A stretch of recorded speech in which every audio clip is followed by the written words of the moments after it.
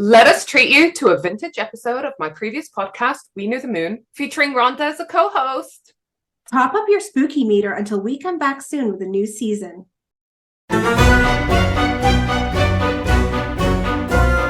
Welcome to the Switchblade Sisters Social Club, a true crime podcast where two sisters exploit their worst fears for your entertainment. You're welcome. I'm Dee. And I'm Randa, and together we are the Sake Sisters. For more information, check out our website at www.switchbladesistersocialclub.com or find us on Instagram and Facebook at Switchblade Sisters Social Club. Thanks for listening.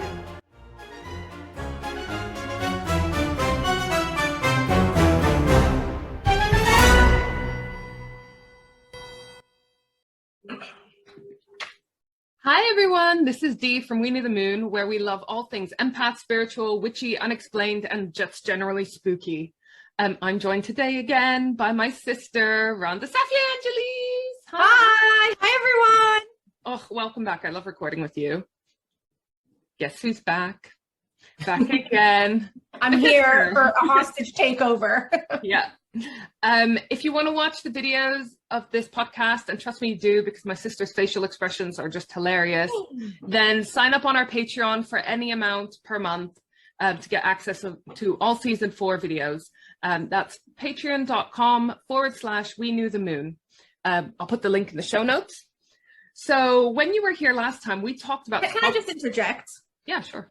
For those anyway. Patreon subscribers and future Patreon subscribers, not only are my facial expressions hilarious, but I did my hair cute today. I put on makeup for you guys today. I put on a pink dress for you guys today. If that isn't worth subscribing to Patreon for, I don't know what is.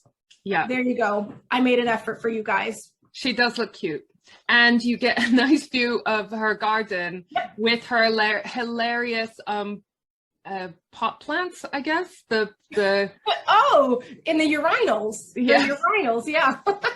When she moved into the house, there was these super interesting plant holders on the fence, and then we realized they're Victorian right urinals. Behind me, right there, for Patreon subscribers, you can see my pot plant urinals. I was very proud of them when I moved in because I thought, wow, I've got Victorian pot plants. Wow, that's really nice of the previous owners to leave those for me. And then I Googled them, and they're actually urinals. They are Victorian, but they are urinals. There you go. Amazing. They look gorgeous. Yeah. So that's a special little something for our Patreon subscribers. When you were here last time, we recorded an episode on Stockholm Syndrome. So do check that out. And we touched on this subject ever so slightly. And it made me really excited because I already knew I was going to cover this topic with you when you came back. So I love those little coincidences. Mm-hmm. And so this topic, it's spooky to me. It's nothing to do with the paranormal or anything like that. It's just so inexplicable to me that I really just wanted to understand it more.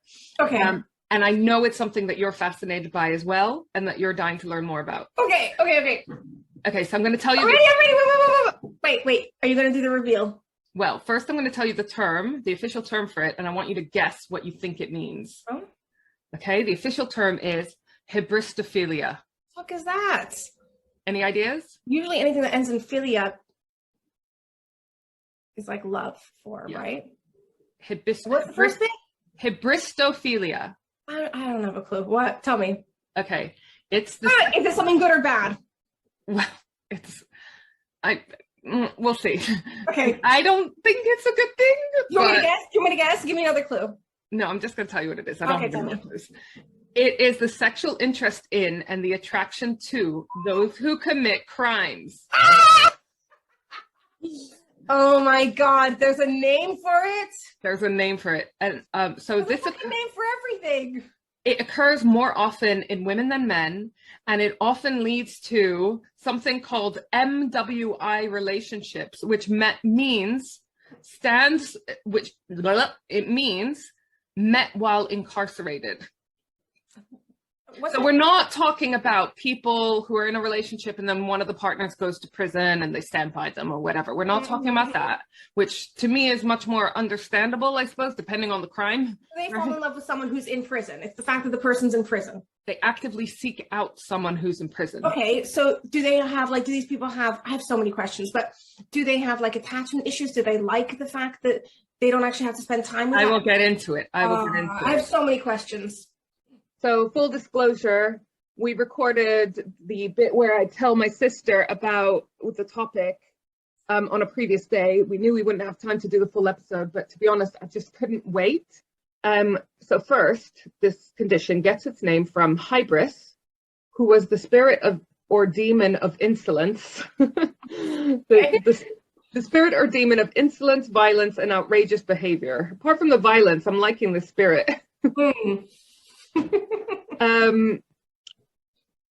And philia is obviously when you like something or love something. There are so many accounts of people who are being committed for serial killing and other serious violent crimes that perhaps because of the press coverage, they end up getting loads of fan mail, much of it romantic or sexual in nature. For example, and this is what we were talking about it when it came up, it might have been in Creepy Hotels, actually, not the Stockholm Syndrome episode. We were talking about Richard Ramirez. Yeah. And he was charged with 13 murders and 5 attempted murders and 11 sexual assaults. What a catch, right? And he got loads of fan mail. 7 years after being convicted, he married a freelance magazine editor, Doreen Leoy. I'm probably saying her name right, but I don't care. She'd actually met him before his arrest, but only after his arrest did she start corresponding with him. And I quote, "He's kind, he's funny, he's charming," she told CNN in 1997. I just believe in him completely. In my opinion, there was far more evidence to convict O.J. Simpson, and we all know how that turned out.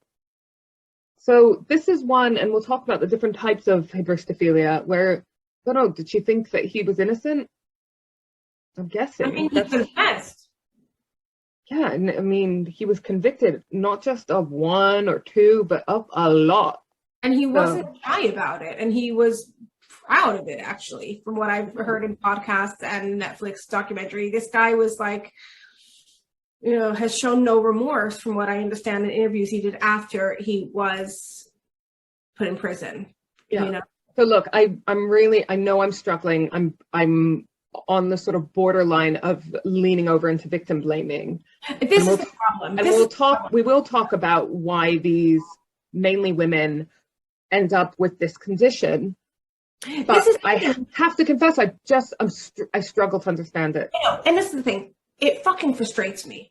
Because I think why it frustrates me in general when women let men treat them like shit. I don't understand it. Don't understand it at all. I don't fucking understand it.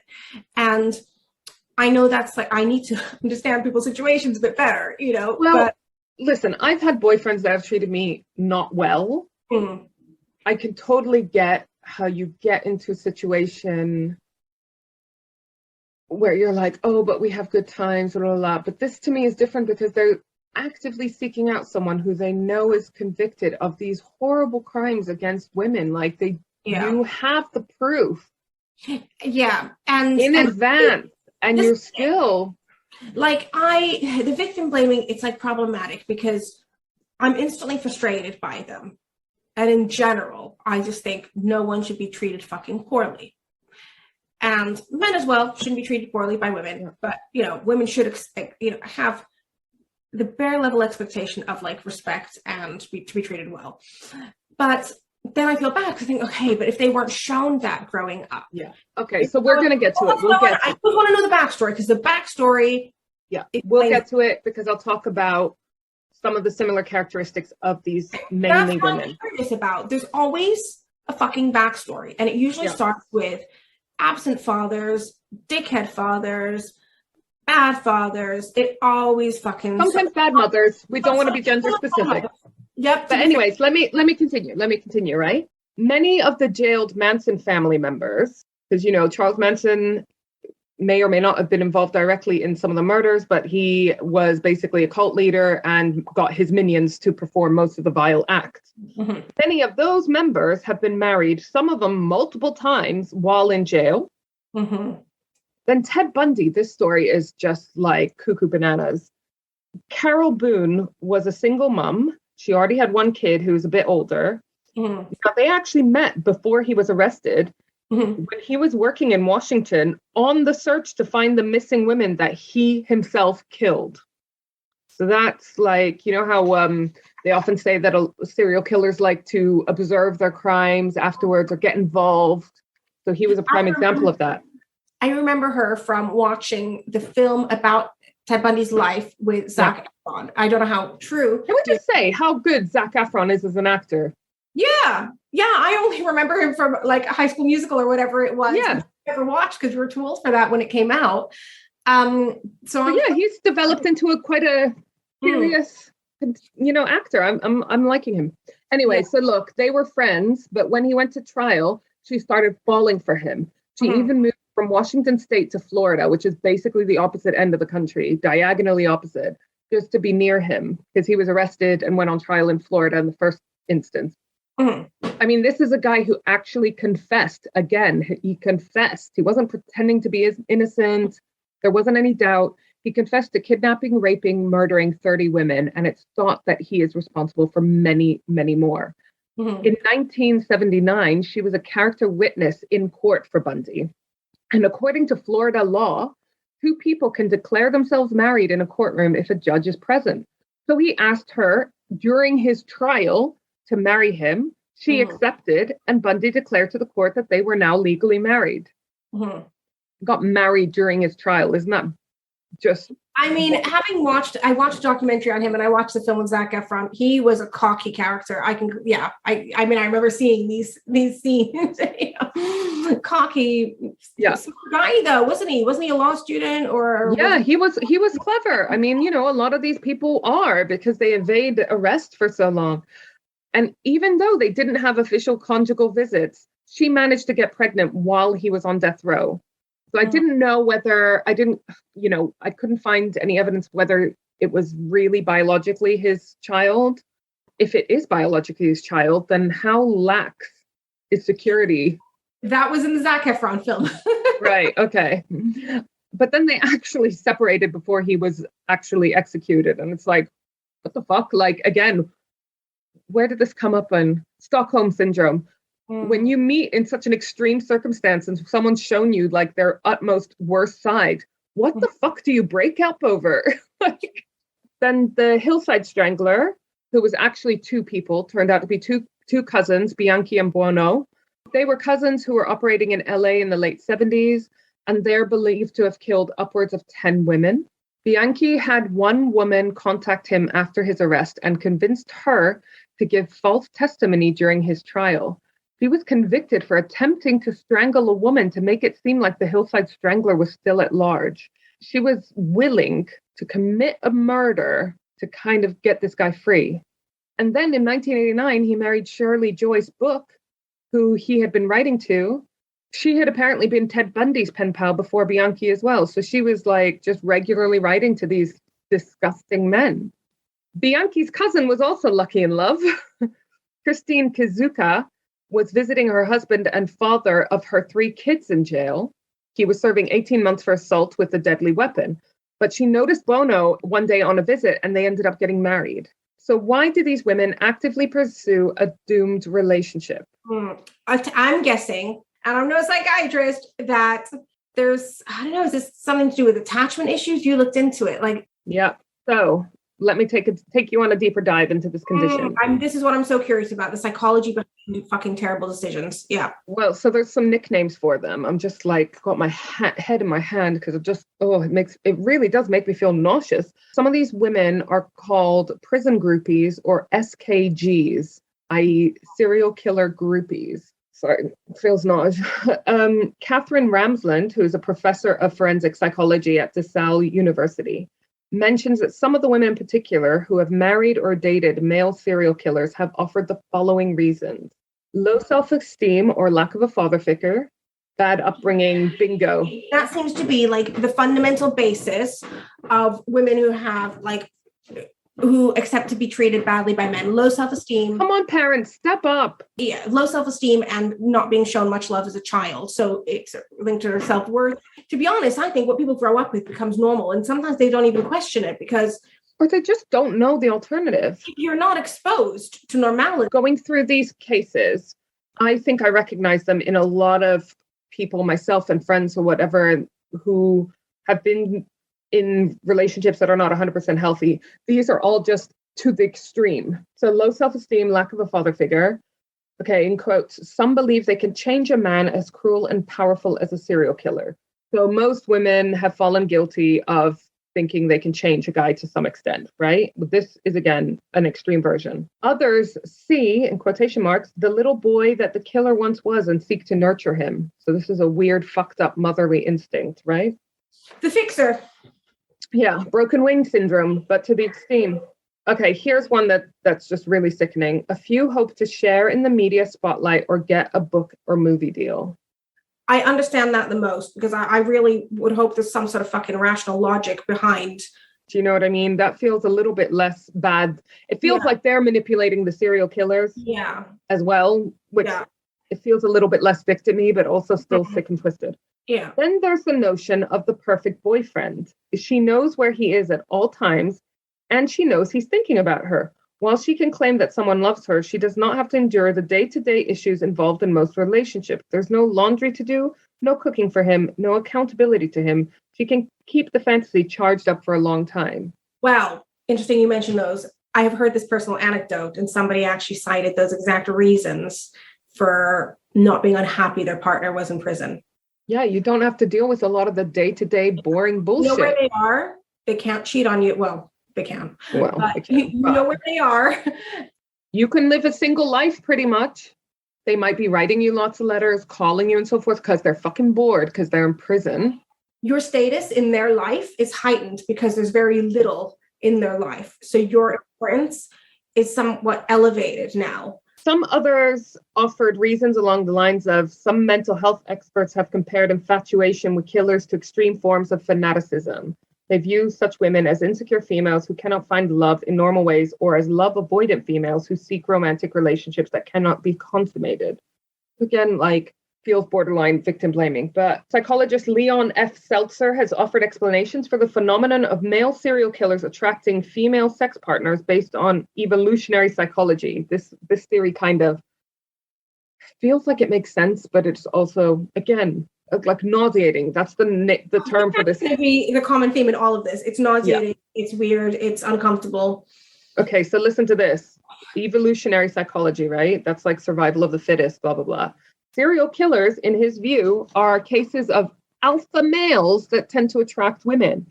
This is because such males were good at protecting women and their offspring, according to evolutionary history. But these men are killing women. That's what I don't get. He says women today may consciously realize that it is unwise to date a serial killer, but they're nevertheless attracted to them. As a therapist, I've encountered many women who bemoan their vulnerability toward dominant men who consciously they recognize we're all wrong for them. You know that other thing about how there's certain men, like women who are attracted to power, like powerful men. Does that play into it too? That if this is their weird, instead of going for like a powerful CEO of corporation, they're thinking, this is the equivalent, the bad boy equivalent, a very powerful, kind of probably a much more attainable. Powerful CEOs are busy running companies. Do you know what I mean? Yeah. These guys are bored in prison. So this is like, is it the same logic as women who are attracted to power? Yeah. Powerful men.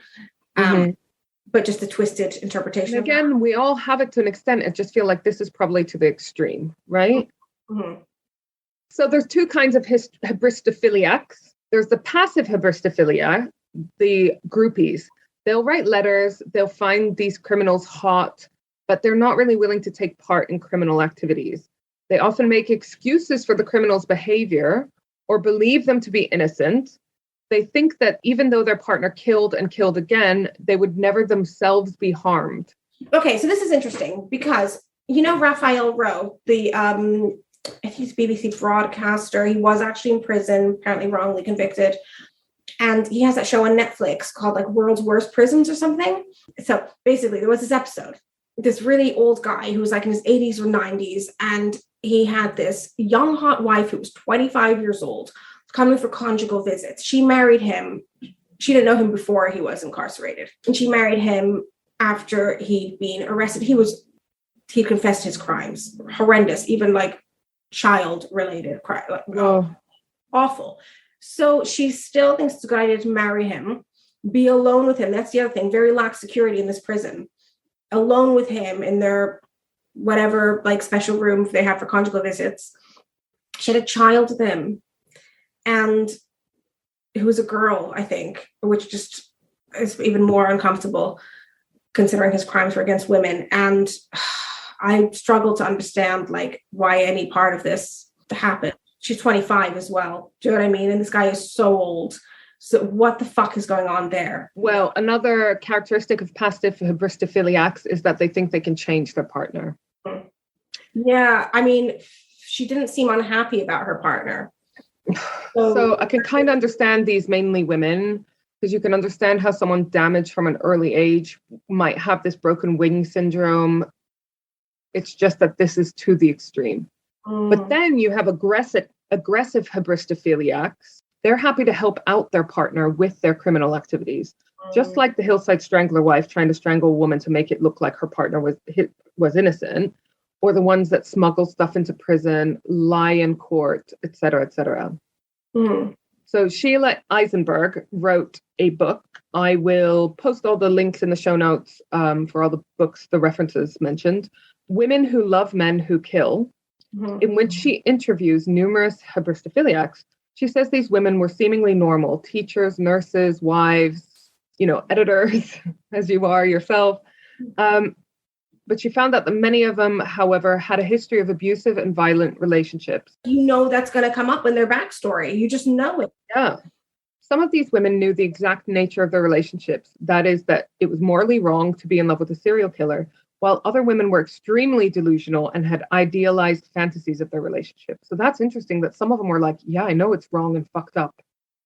I know, but I still love him. Ugh. So is there a treatment? Well, sadly, treatment is not often requested. There's nothing illegal about the passive form of hybristophilia. There's nothing illegal. It's actually, there's nothing illegal. It's like searching out prisoners and writing to them, as long as you're not yourself committing any crimes, as long as you're following the rules of the prison visits and the blah, blah, blahs. So unless they get busted for some kind of aggressive hybristophilia, smuggling something into prison, or like that lady who tried to strangle a guy to make the hillside strangler, who tried to strangle a woman to make it look like her partner was innocent. In those cases, if they get busted, some kind of treatment might be enforced, but it's not often sought out. But here are some of the treatments that might be used in combination: psychotherapy, cognitive behavioral therapy, orgasmic reconditioning, which is exactly what it sounds like, individual expressive supportive psychotherapy, group therapy, which like a 12-step program like AA, but for sex addicts, hypnosis, and medications such as antidepressant, medical castration, mood stabilizers, etc. So there are kind of treatments. The problem is that most of these people who are hybristophiliacs don't see a problem with it. This is one thing I've noticed with, on a much less extreme scale, with women who have a repeated pattern of falling into bad relationships. They don't realize it's wrong, probably because they've grown up seeing that type of relationship. They haven't been exposed to functional, loving relationships that don't. Or what I think it is a lot of the time is that they don't know of an alternative, or they don't believe that alternative is realistic for them. Yeah. But that's it. They either don't realize it's wrong or know it's wrong, but they don't know what you're going to do about it. Yeah. That's life. Yeah. Are more comfortable with the problem than the solution. Do you know what I mean? They're more comfortable being in that dysfunctional relationship. That's it. It's comfort zone thing, isn't it? Than actually doing something about it. It's hard going through therapy and breaking generational curses and looking at your shadow side. It's hard. It's hard work. Everyone has people in their lives who have bad relationships that they just can't seem to break that cycle. Anyway, so let me ask you this. What kind of reaching out to a prisoner do you find acceptable? I mean, it's not something I would do, to be honest with you, like, unless it's a political prisoner and they're, I mean, in Palestine, we have many who shouldn't be incarcerated. And who are not charged even, let alone convicted of anything. Yeah. Unless it's that sort of situation, I don't fucking understand it. A guy who's, I do know somebody whose mother is not a missionary, but I'm guessing, to be honest, maybe that is the right term, who goes into prison to speak to prisoners to sort of try to rehabilitate them. So I kind of understand that there's some sort of. Well, that's what the conclusion I came to. Did you know there's a website called Write a Prisoner? Most of the websites I found that were like this were based in the States. So obviously I had a little nosy, right? You can search. So this is Write a Prisoner website. You could search Tinder Yes, you could search by location, race, religion, gender, and age range. You can't actually search by type of crime. But is this website, does it exist to help rehabilitate prisoners? Well, so that's the pretense of a lot of these websites, is kind of mentoring, which I can understand. And I think it takes a very, very noble person to mentor prisoners. Yeah. In sort of life skills and professionally and so forth. I believe in rehabilitation. Yes. And I mean, I don't believe that the prison systems here in the UK or in the States are geared up towards rehabilitation, but I would like to think that it was a possibility. And I think anyone that genuinely contributes to that, fucking amazing. So the amount of reoffenders, it's a high percentage of people that reoffend after being in prison for, prior. And it just shows you that the system is not working, and it's different in other countries, actually. There was like so many people on this website. So I had to narrow my search a bit. So like I said, I could only really find American sites that allow you to search in this way. In the UK, it seemed different. You had to go through a charity where you get assessed to write to people in prison. And I think that makes much more sense. I don't know what the assessment involves, but if it's any kind of like assessment on your current psychological situation and your ability to mentor these prisoners, I think that's amazing. And then it kind of sounded like they match you to a prisoner based on your skill sets or what you have to offer, blah, blah, blah. So that sounds very noble. And it was all very much about keeping up morale and rehabilitation. And I presume that those charities or those organizations are not linking you up with serious violent offenders, especially if you're a woman and their crimes are against women or something like that.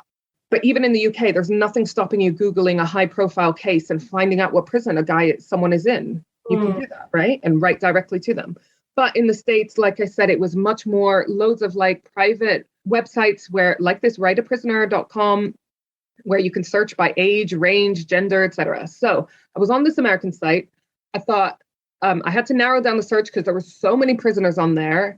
And we know that the States has a real high problem, a massive problem with prisoners, and their whole prisoner situation is just disgusting, and we can't go into it. But I searched for New York because I figured it was easier to get to from London. I fell in love, and New York is super cool. So I was like, cool, let's look in New York. I put any race or religion, and I chose the age range between 35 and 49 because but at this point, it really felt like I was searching on a dating site. Yeah. And okay, some of them were specifically looking for housing assistance or professional counseling, which I admire if it's genuine. It's like, look, I'm stuck in prison. Let me try to better myself while I'm here. Yeah. Right. But when you look at the pictures that came up, even that shocked me because I was like, these are people's fucking Tinder pictures. Look. Whoa. Okay. Yeah. And I know, sorry, my printout isn't very good, but they were hot. And these pictures of them are like in their muscle vests and everything. That was just the first 6. I mean, I don't know whether I was expecting mugshots or something. Yeah. Or something a little bit more professional or standardized. I really don't know, but I didn't expect like literally people's Facebook or Tinder pictures. Because I just feel like it would be responsible for these websites that link you up with prisoners to make sure you fully understand what you're getting into. Yeah, definitely. Like, please be cautious. And like I said, I didn't get very deep into the UK one, but I found prisoner pen friends and prison fellowship. And it wasn't like searching a database. You apply and you get approved. So I assume that both the potential pen friend and the prisoner are both assessed. And the aim is with assisting with rehabilitation. So I didn't get very far because obviously I'd have to register, blah, blah, blah. But that just sounds a lot better. So in popular culture, this phenomenon is also known as the Bonnie and Clyde syndrome. Mm-hmm. Let remind you of the Bonnie and Clyde story, just because it is so full of twists and turns. Bonnie Parker was born in 1910. Clyde Barrow, 1909. They both died in 1934. So FYI, they died on the same day. So you know something dramatique is coming up. They were a criminal couple and they also had their gang. They traveled through states causing trouble. They robbed banks, shops, and weirdly, rural funeral homes. They were ambushed and shot to death in Louisiana on the 23rd of May, 1934. They killed at least 9 police officers and 4 civilians. So they did have a high death toll. They were the inspiration for one of the best films ever, Natural Born Killers with Woody Harrelson and Juliette Lewis. Great. Why are you shaking your head? No, it's a great film. It's a fantastic film, isn't it? It was one of the best soundtracks ever. Best soundtrack. It's just Woody Harrelson and Juliette Lewis are really good actors. They're sickening in their roles and yet endearing. It's weird. Yeah. It's such a perfect film. It's, you know, every now and then they make films that are just so perfect in every way. Mm. They are often glamorized, just like in the film I just mentioned. Bonnie had, surprise, surprise, a troubled past. She dropped out of her second year of high school and married Roy Thornton when she was 15. Mm-hmm. They separated a few years later, but never officially got divorced. In fact, Bonnie wore her wedding ring till the day she died. Maybe she just liked the ring, I don't know. Clyde, too, surprise, surprise, had a difficult upbringing. Also from Texas, grew up very poor. And remember, this is like Great Depression era. He was one of 7 children. He was first arrested when he was 17 for a failure to return a rental car on time, which is a very odd first arrest at 17. Then he was next arrested for stealing turkeys. Mm-hmm. He then embarked on a career of robbing stores and stealing cars. He met Bonnie in 1930s. They started dating immediately, but had to take a break while Clyde went to jail for a minute for stealing a car. He was still only 21. He escaped from prison using a gun that Bonnie smuggled him in. Mm-hmm. See, this is why I don't think it's Hybristophilia, because they knew each other Before, huh? before he went to jail, but I suppose he already had a criminal record and she was interested in him. But it wasn't yet a violent criminal record. I'm sure he had a gun while he was robbing the stores, but as of yet, he's not hurt anyone or killed anyone physically. But she's definitely, if she was a Hybristophilia, she was on the passive side, on the aggressive side, because she's smuggling him in a gun so he can break out of prison. He was caught soon after and sent back, where he was repeatedly sexually assaulted. He turned around and killed his rapist at one point. That was his first murder, which I'm okay with that murder. Mm. But they do say, I have read, that once you've committed one murder, it's easier to commit more. So this might have been like the floodgates opening, like the gateway murder, you know? Another inmate who was already serving a life sentence took responsibility for this murder. Wow. We don't know whether he did this for the acclaim or out of sympathy for Clyde, because Clyde was known for being very charming. In 1932, to avoid hard prison labor, he either cut off 2 of his own toes or got another inmate to do it for him. But ironically, he was released from prison 6 days later anyway. Oh, God. He didn't know his own mother was on the case, and so he was paroled. But he was now bitter and a murderer. So his own sister said, something awful sure must have happened to him in prison because he wasn't the same person when he got out.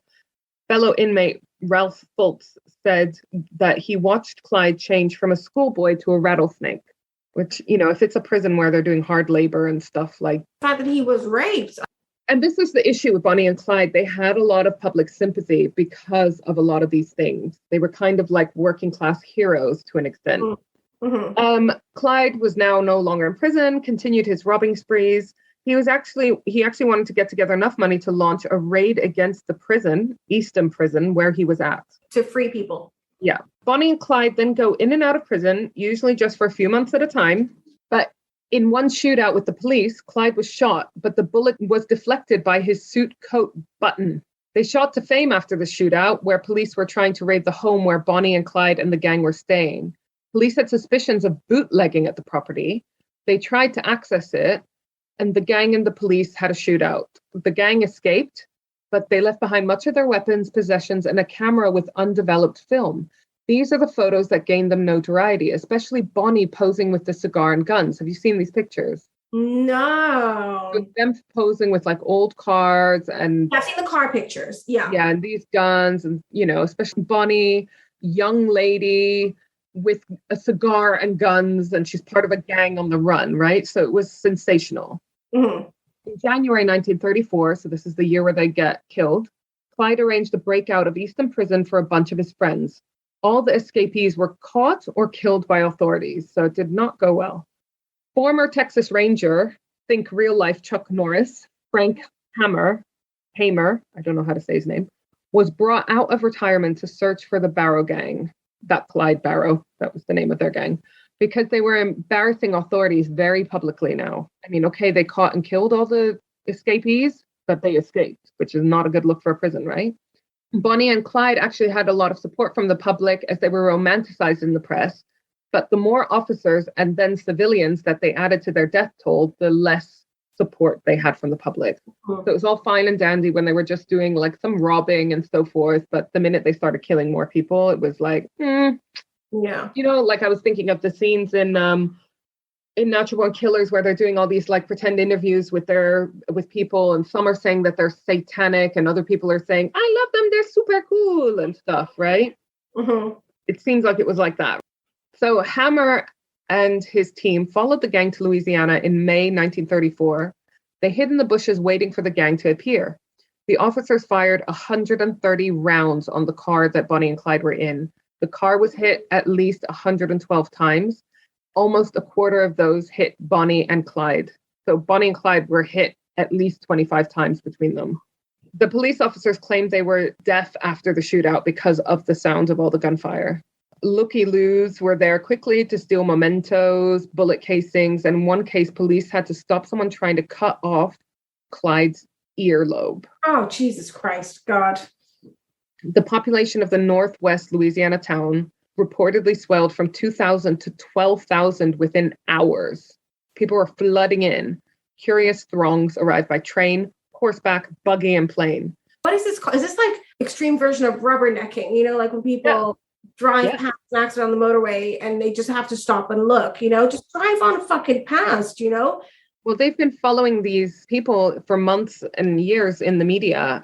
Beer normally sold for 15 cents a bottle, but it jumped to 25 cents and sandwiches quickly sold out.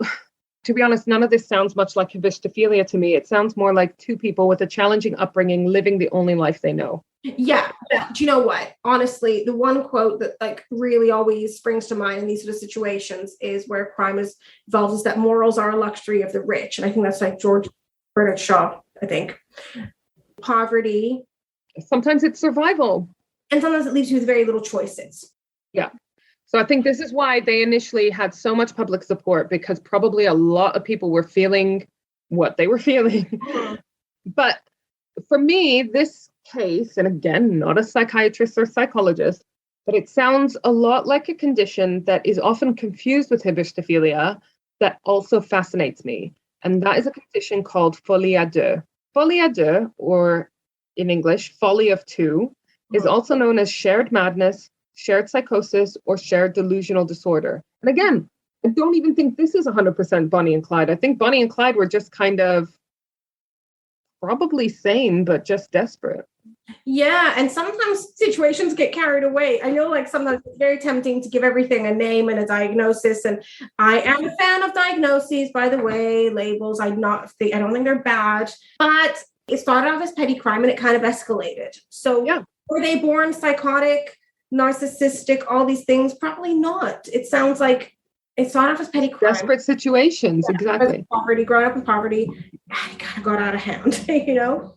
I want to talk about this folie à deux anyways, because it's just fascinating, right? So yeah, also known as shared delusional disorder, shared madness. It's a psychiatric syndrome characterized by shared delusional beliefs and even hallucinations. It doesn't need to be between romantic couples. It could be friends or family members. And it doesn't need to be just between two people. We even have folie en famille, or family madness. If there's more than a handful of people that are affected, then it becomes known as mass hysteria. For example, check out the Salem Witch Trials episode to hear more about this. One of the defining characters is that normally the people have to be in close proximity, like geographic location to each other. Again, like Hybristophilia, there's two kinds. Folie imposée is when there's a dominant person, the primary, like on Below Deck, the primary, inducer or principal, who starts having the delusional belief and then imposes it onto the secondary, acceptor, or associate. I.e., this secondary person would not have become delusional if it wasn't for the influence of the primary. And if they are separated, the secondary's issues often resolve themselves without the need for medication. Mm-hmm. So it's being like overly influenced, basically. Yeah. Someone who's malleable. Exactly. So for whatever reason, person A becomes delusional. And for whatever reason, person B is susceptible to taking on those delusions. But if they're separated, then person B will stop having those delusions. In folie simultaneous folie, the two people are peers in their delusion. They are often referred to something I identify hard with as morbidly predisposed, and they seem to trigger each other. So two people having delusions, but they're feeding off each other. There's no primary and secondary. Mm-hmm. Now, just to be clear, delusions are described as fixed beliefs that do not change, even when a person is presented with conflicting evidence. It's not entirely known what causes these shared delusions, but stress and social isolation play a role. Shared delusional disorder is diagnosed using the DSM-5, which is the Bible of mental health issues. And according to this, the patient must meet 3 criteria. They must have a delusion that develops in the context of a close relationship with an individual that has already got an established delusion. The delusion must be very similar or identical to the one already established by the primary case. And the delusion cannot be better explained by any other psychological disorder, mood disorder, etc., etc. It's most commonly found in women with slightly above average IQs. Interesting. Okay. So not stupid people who are isolated from their families and who are in relationships with a dominant person who has delusions. Treatment comes in the form of therapy and medication. So do you want to hear some cases? Yep. In May 2008, so fairly recently, the case of twin sisters Ursula and Sabina Eriksson. Ursula ran into the path of an oncoming articulated lorry, sustaining severe injuries. There's a really good My Favorite Murder podcast episode about this, so I'll link to that as well. Sabina, the other sister, then immediately duplicated her twins' actions by stepping in the path of an oncoming car. Both sisters survived the incident, but with severe but non-life-threatening injuries. It was later claimed that Sabina, the second sister, was a secondary sufferer of folie à deux, influenced by the presence or perceived presence of her twin sister Ursula, the primary. But did she think Ursula had died? I don't know, because that would play a big role for me. Yeah, she thought her sister was dead, and she couldn't live without her sister. Then that was potentially a suicide attempt from the second sister. Yeah, but does that still come under folie à deux? Okay. I don't know. Sabina later told a police officer at the station, "We say in Sweden that an accident rarely comes alone. Usually at least one more follows, maybe 2. However, upon her release from hospital, Sabina behaved erratically before stabbing a man to death. So... There's more to the story. We need the backstory. Exactly. There's a really good TV episode of Lore on this case, The Murder of Bridget Cleary. In 1895, so an older case, Michael Cleary convinced several friends and relatives that his wife, Bridget Cleary, was a changeling who had been replaced by a fairy. They assisted him in physically abusing her to cast the fairies out before he ultimately burned her to death shortly afterwards. So again, this was gone down in the books as folie en masse. Christine and Leah Papin. These are 2 French sisters, and it was this episode of My Favorite Murder that I heard first ever in my life. And you know how I love that podcast. I'm going to listen to it today. Yeah. This episode. 2 French sisters who were live-in maids who were convicted of murdering their employer's wife and daughter in Le Mans, France. On the 2nd of February, your birthday, 1933. This was actually, the first episode I listened to, and it creeped me out so much that it got me addicted to this podcast. Oh, God. Okay. I will always remember it because of the fact that they gouged out the victim's eyes. Yeah. Oh, God. Okay. Do you know what? I always wonder, like, when several people go crazy? Are they all live in the same home? Is it something environmental? Is it like lead poisoning in the water? Yeah, well, that's the thing. That's why it can't be explained by anything else. If it can't be explained by any of those things, then it can be marked as mass hysteria or whatever. But yeah, there's a load of cases of mass hysteria in the past where people have attributed perhaps to encephalitis or a bunch of other like swelling of the brain that might come from either food or the environment or whatever. So yes, definitely. So here's a case, the Burari deaths, where a family of 11 members were found hanging in their homes in Delhi. Yeah. Oh my God. It's on Netflix and I didn't watch it because apparently it's so haunting. Yeah, it was ruled as a case of shared psychosis or folie en famille. Again, with that, I was wondering, how could they all suffer from the same psychological condition? Is it hereditary? Is it environmental? Like, I want fucking... Well, apparently, and I didn't realize it was an episode on, it was a series on Netflix. I'm going to watch that. And it was led by the youngest son of the matriarch. So he was the primary, apparently. And the others were the secondaries. Mm-hmm. So I was looking a little bit at the difference between Hybristophilia and folie à deux, because they are clearly very different with some similarities. Yeah, so I went to an amazing lecture recently, Jennifer Reese, and it was so funny because it was a lecture on psychology of serial killers, because it really divided my friends. Some people like you were like, oh my God, I wish I could come. And other friends were like, okay, are you okay? I think it's whether you're interested in psychology and like what makes people weird and dysfunctional. And again, another perfect film, Copycat. I was thinking Sigourney Weaver. Yeah, I would have loved to have been at that lecture, not because, well, I don't want to spoil anything, but Copycat, another perfect movie from the 90s. I watched it again recently. It's still as good. Yeah. Is it on Netflix? Apparently it's on the Disney Channel because I was having a look. Okay, I'm going to watch that again. Oh, I loved it. So anyways, Jennifer Reese talked about both Hybristophilia and folie à deux, and she was amazing. Her lecture went on tour around the country, and if you get a chance to watch it or ever go see her, I really recommend it. And she talked about a case, and I want us to discuss now whether we think it's Hybristophilia or folie à deux. I want to see if you can guess who I want to talk about. Husband and wife duo, serial killers, UK.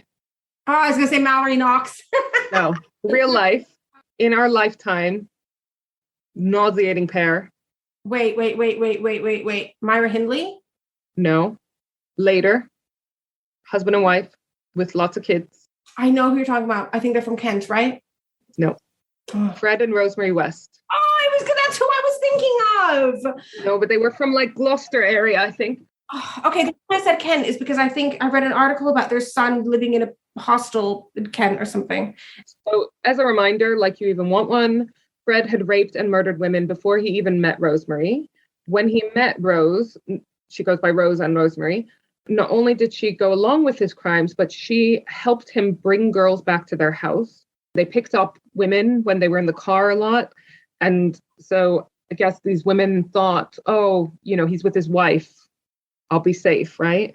They would be kept captive while the couple raped them and tortured them and eventually killed them and dismembered them. They killed at least 12 people at the time of their arrest, including 2 of their own kids and possibly Fred's first wife.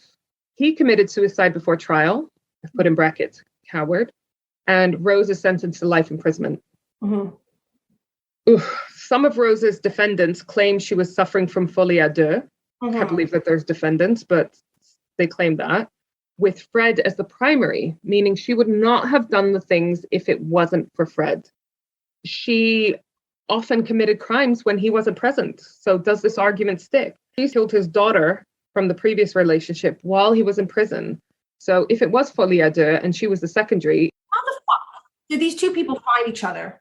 Oh, the minute he's removed from the situation, she, in theory, should not be committing this psychosis.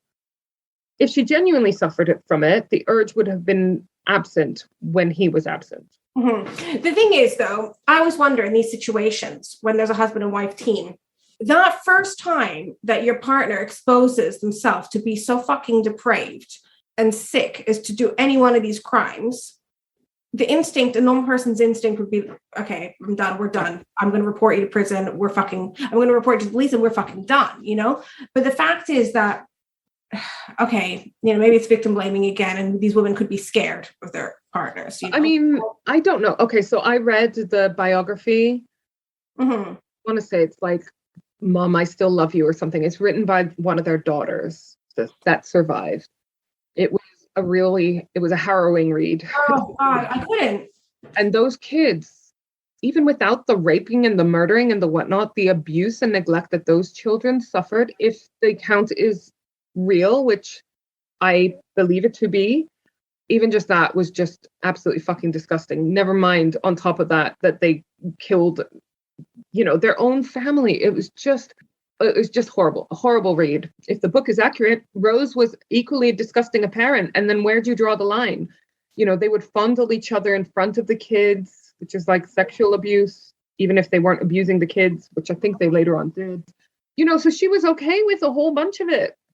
And yes, she did have a very, very traumatic background because Fred pimped her out. Okay. And one of her clients was her dad. They, again, did have she very definitely had a traumatic upbringing. But the reason why it's important to distinguish between whether this is folie à deux or not is because, is she entitled to blame Fred and just Fred, or is she as disgusting as him? Is she a victim of folie à deux, where she should quite rightly be tried for her crimes or whatever, but with the view of her having a condition? Or is she just disgusting? I think she's just disgusting because she, like you said, folie à deux means that those crimes would have stopped as soon as he's out of the picture, and they didn't. I would want to know, aside from him, what would she have been capable of if she hadn't have met him? If chances are probably not being a loving mother by the sound of the things. No.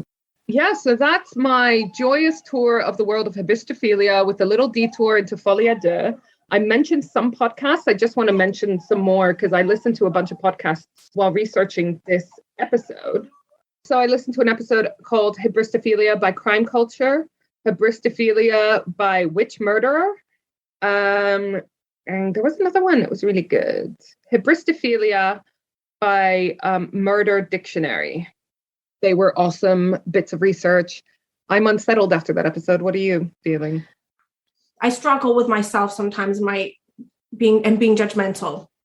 I feel like we've had our judgy face on the entire time of this episode. We are trying so hard. If anyone's got more insight into this topic, whether you have been, suffered from hybristophilia, or you study it, or you know anything more than us, which is probably easy, please do get in touch because I want to understand it more. I feel bad when I'm judgmental about situations far less severe than this. But I think it's important to explain out of context, because obviously we are so much shaped by our environment and our upbringing, as we've said 1,000 fucking times in this episode and in previous ones, that people do questionable things sometimes because that's what they were exposed to. They weren't, they had horrific upbringings. And I don't know that people can do better if they haven't seen better, being exposed to it, because they don't know that it exists. But to put it in context for listeners, just so they know why we struggle with these things, is that we have parents who we have loving parents. We're very lucky. We have never grown up with aggression. We have a father who is a very, softly spoken, kind, gentle person who, is why I'm dumbfounded when women accept. I mean, this is totally us coming from a place of privilege in terms of our upbringing and our birth lottery that gave us great parents. Completely. We fully understand and acknowledge that, right? The other thing is, I think we were brought up with I would say, healthy sense of self-entitlement, and the self-entitlement to expect to be treated well. Yeah, with respect. Yeah, not the sense of entitlement that, we expect lavish things and all the rest, but to be treated with respect and to be treated well is the bare fucking minimum. So honestly, I'm really shocked that I don't know what to say and give advice to people when they are in relationships where the man is clearly fucking beneath them. What did we see? Common trait here. They're all brought up, or it seems like a common characteristic of people suffering from these conditions, that they're brought up thinking they're not worth more. They're not worth respect. They're not worth more than that. Low self-worth is the common denominator. A lack of confidence is the common denominator. And parents, tell your kids they're fabulous. Every fucking day. Tell them you love them every fucking day. Tell them they look amazing. They are amazing. They are very fucking smart. They can achieve and have whatever they want. Because I'm telling you, the same people, and I'm not a psychiatrist, I'm not a psychologist, I'm just telling you my life experiences, but the same people and friends who accept shit treatment from men also are the kind who are afraid to send back a below par meal in a restaurant. And it is like, you know, when you build a big picture, it all comes from a sense of like lack of self-entitlement, lack of confidence. They can't expect less. Oh, it's okay. They don't negotiate in a job interview. They don't negotiate their rates. They will take the first fucking low offer of pay. The same kind that like are like, okay, that's what you want to pay me. I'm really grateful. Whereas we were taught the opposite. Negotiate, ask for what you're worth. Send back that shitty fucking meal at a restaurant if it tastes like shit, if it wasn't what you paid for. So many bad things stem from, like you say, low self-esteem, low self-worth, not having a healthy level of self-entitlement. Again, we're not saying privilege or anything like that. We're just saying knowing that you are worth being treated with respect and kindness. Exactly. As the bare fucking minimum. And more from your partner, your life partner. That's a bare fucking minimum from anyone you pass in the street. If it's your life partner, they should be doing more than just giving you the bare minimum of respect. The thing is, you can forgive a lot in a partner. Yeah, you have to, because people are human. But if they treat you well, they treat you with love, they treat you with kindness and respect, then you can forgive.